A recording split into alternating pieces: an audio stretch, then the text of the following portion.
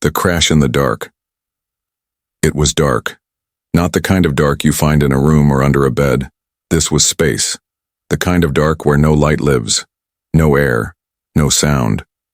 Just emptiness. A small escape pod floated through that silence. Broken. Cracked. Almost dead. Inside the pod, a man lay on the cold floor. His name was Cal. He opened his eyes slowly. Every breath burned. His lips were dry. His tongue stuck to the roof of his mouth. "Where am I?" he whispered. His voice was rough. Almost gone. The emergency lights inside the pod flickered. Red, then black, then red again. The air inside smelled like metal and heat. Sparks danced along the broken wires. He sat up, groaning. His chest hurt. His head spun. A crash. He remembered now. His ship, the Starlance, was attacked. Pirates. Or maybe something worse. There wasn't time to look. The alarm screamed, and the only choice was to run. He reached for the escape pod, slammed the hatch closed. And then, nothing. Just the void. And now, here he was. Stranded. He checked the control screen. No food. No water. No fuel. Oxygen. 2 hours left. Cal leaned back against the wall. Sweat ran down his face. His throat ached. His skin felt dry like it was shrinking. He laughed softly. What a way to go. He looked out the small window. Just stars. Endless stars. But then, something moved. At first he thought it was a trick of the eyes. A shadow. No, a shape, far away, drifting slowly toward his pod. Cal blinked. A ship, sleek, curved. Nothing like any human design. It looked like it was made of glass and bone. His heart pounded. He tried the radio. Nothing but static. He banged on the window. Hey, I'm here. No answer, but the ship was getting closer and something inside it was watching him. The ship stopped a few meters from his pod. It didn't dock. It didn't move. It just hovered, like a beast sniffing its prey. Then, slowly, a hatch opened on its side. A tunnel extended toward his pod. Cal grabbed a pipe from the floor, just in case. The tunnel connected to his hatch. A soft hiss. His door clicked open. He held his breath, and then she entered. She stepped into the pod like smoke, tall, silent, skin like liquid silver, hair long and white floating gently as if underwater. She didn't wear a helmet. She didn't need one. Her eyes glowed faint blue and her face was calm. Too calm. She looked at Cal. He raised the pipe. "Don't come closer," he said, his voice cracking. She tilted her head. Then slowly, she held out her hand. In it was a small sphere. It floated above her palm, glowing soft blue. Water. He didn't believe it at first. It couldn't be. He stared. She stepped closer. Cal dropped the pipe. He took the sphere. The moment it touched his lips, the pain faded. It wasn't just water. It was life. His eyes filled with tears. "Why, are you helping me?" he whispered. She didn't speak. She just blinked slowly, then turned and pointed to her ship. Cal hesitated. Was this real? Was this a trap? Or was this salvation? He looked back at his pod. Dead lights. Empty tanks. No way. Home. Then he looked at her again. Her face showed no fear, no hate. Only calm. Only silence. Cal nodded. Okay. She turned and led the way. He followed her into the tunnel. As the hatch closed behind them, he felt the cold leave his skin. Inside the alien ship, everything pulsed with soft light. Walls that moved like breathing. Floors that felt alive. The air smelled of flowers he didn't know. And in that strange quiet, for the first time in hours, he felt hope. The alien outside the glass. The door closed behind him. The moment Cal stepped into the alien ship, it felt like stepping into a dream. No, not a dream, a memory. The walls pulsed softly as if the ship had a heartbeat. Strange vines hung from the ceiling. Glowing flowers opened as he passed. The floor beneath his boots wasn't metal. It felt warm, soft, alive. He looked around. "What is this place?" he whispered. The alien woman didn't answer. She walked, ahead of him, silent, her bare feet not making a sound. Her long white hair floated like it had a life of its own. The light followed her. It was like the ship listened to her, obeyed her. Cal touched a nearby wall. It rippled under his hand like water. He pulled back quickly. The alien turned her head slightly, not in anger, but like she had expected his reaction. She motioned for him to follow. He hesitated, then did. They reached a small chamber. Soft seats, shaped like flower petals, opened from the floor. She pointed to one. He sat. She sat across from him. A moment of silence. Then, she lifted. Her hand, a panel appeared in the air, like glass made of light. Symbols floated across it. Alien shapes. Then, they changed, into English. "You are safe now." Cal blinked. "How?" She tilted her head again, slowly, carefully. She typed something else. "Your mind speaks loud." He frowned. "You're reading my thoughts?" "No," replied just a calm, unreadable look. Then new words appeared. "You were dying. I gave you water. You saved me," he said quietly. She nodded once. "You were not meant to die in silence." He looked at her, really looked. She wasn't like any alien he'd seen in files or military briefings. Not hostile, not curious, just gentle. And yet, something powerful lay beneath her calm face. He could feel it. The ship suddenly shifted, a low hum. Cal stood. "What's happening?" She stood too, walked to the wall, a large part of it turned clear, like a giant window. Outside, space stretched forever. And something was there. Another ship. But this one was not friendly. Black and sharp. Shaped like a claw. Lights glowing red. "Pirates?" Cal asked. She didn't move. Her face grew serious. "Hunters." His skin turned cold. "Are they after me?" She shook her head. "No. They hunt me." He looked at her. "Why?" Her eyes glowed brighter for a moment. "Because I am the last of something they want gone." The black ship moved closer. A beam of red scanned across their hull. Cal backed, away from the glass. "What do we do?" She placed her hand on the wall. The ship responded. Lights flickered. The walls tightened. She looked at him again. "You must hide." "No, I'm not leaving you." A pause. Then she blinked slowly. A kind of sadness in her face. "You are brave, but not ready." A door opened beside him. It led to a small hidden room, like a cocoon. Soft. Warm. Safe. He hesitated, then stepped inside. The door closed. He was alone, but not for long.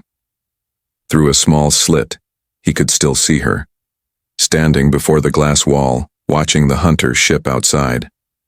He could feel something in the air, tension, danger, but also power. The kind of power you don't see in weapons, the kind that lives deep in someone's soul. Then, the ship outside sent a signal. Cal saw it flash in the window, an order, surrender or die. The alien did not move. She raised her hand and space around them shifted, not like an explosion, not like a weapon, but like the void itself bent away from her. Cal's eyes went wide. "What are you?"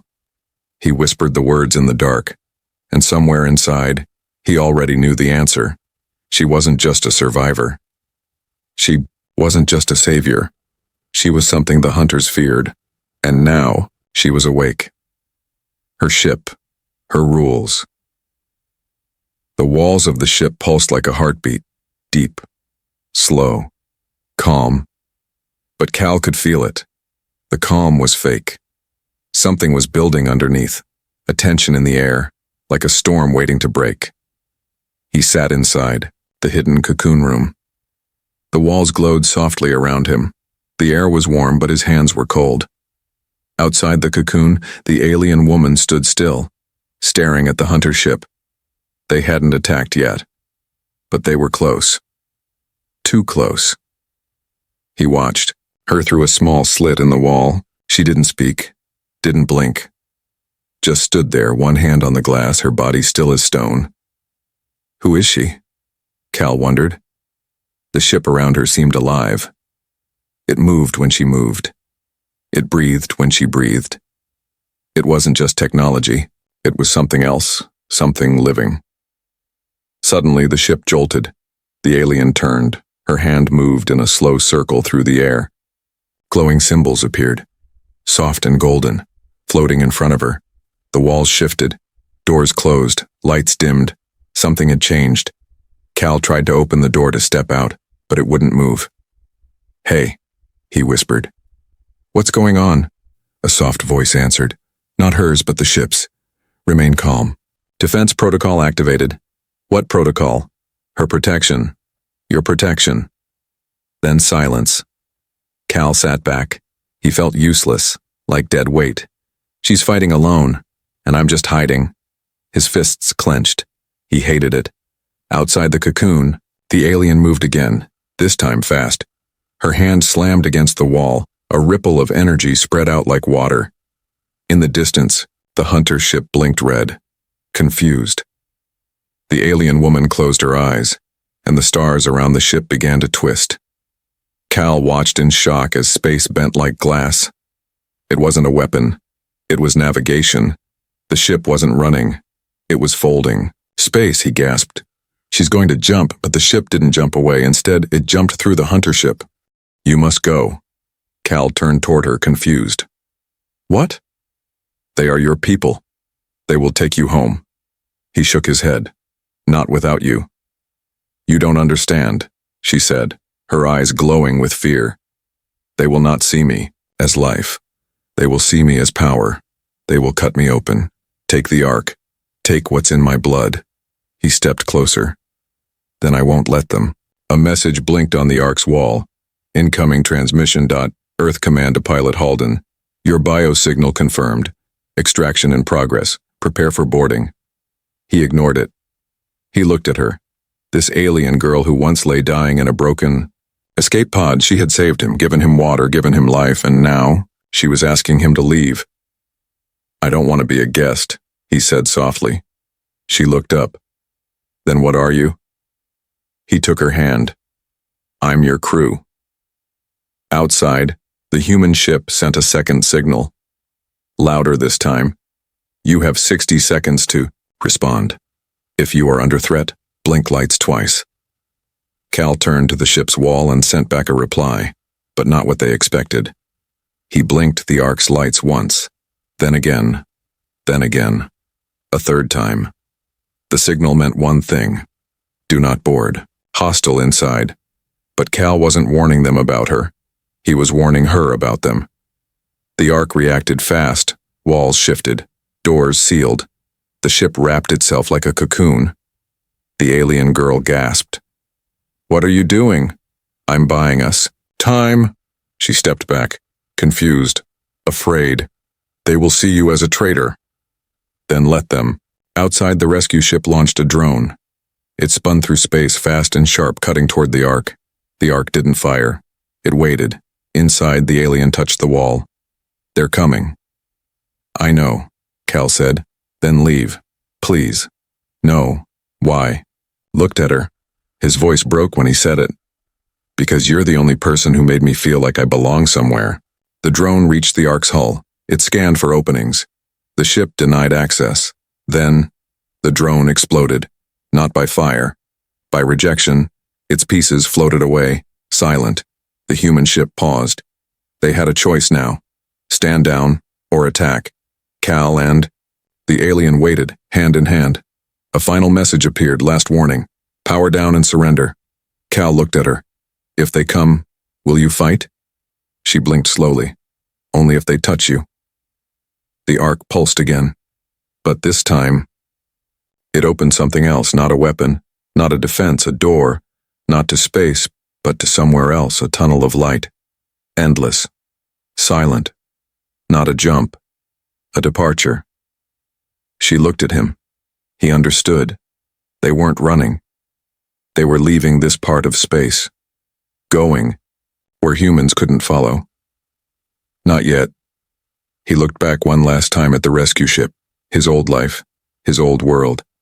And then he looked at her, his new life, his real place. He squeezed her hand. Let's go.